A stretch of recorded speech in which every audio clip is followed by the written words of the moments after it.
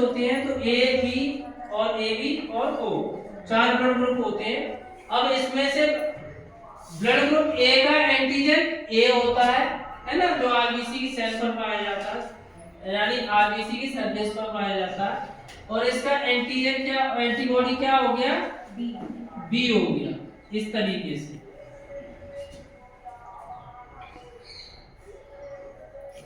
ठीक है।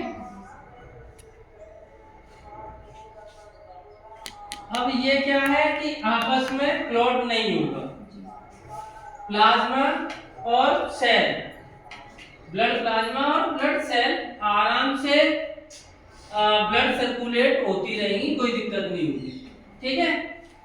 इसी तरह से रीसस नामक बंदर में, मंकी में, उसकी आरबीसी में, ब्लड में जो आरबीसी थी उसमें देखा था कि इनके अलावा, जैसे ब्लड ग्रुप ए है तो ए एंटीजन हो गया, ब्लड ग्रुप बी है तो इसका बी एंटीजन हो गया, ये हम समझ चुके थे, है ना, ये बी एंटीजन हो गया।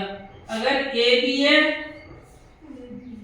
तो ए बी एंटीजन हो गया, है ना।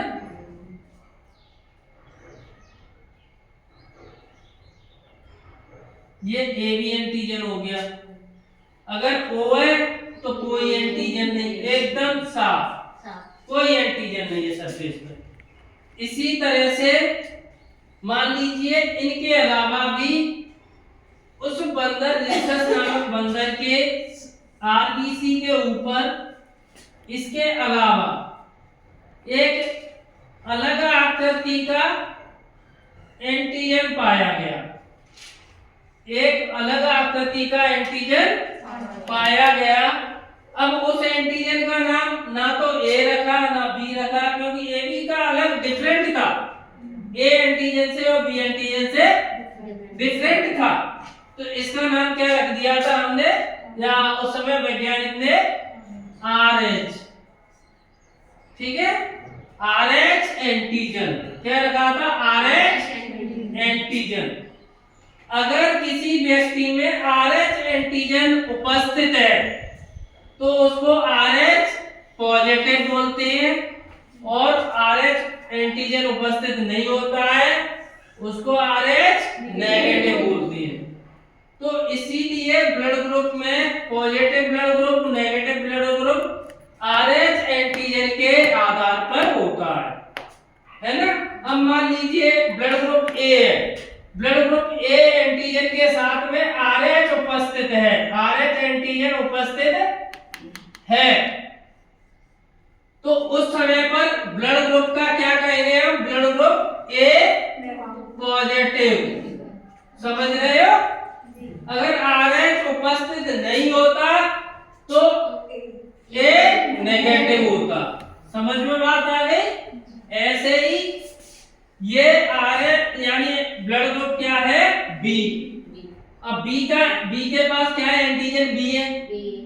अब बी पर आर एच एंटीजन नहीं है, तो ये कैसा हो गया, बी नेगेटिव, है ना, बी नेगेटिव।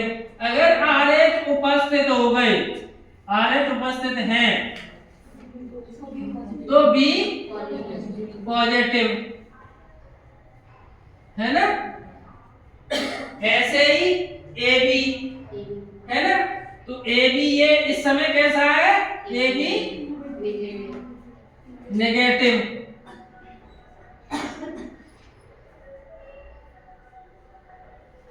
अगर इस पर आर एच उपस्थित हो गए तो कैसा हो जाएगा, ये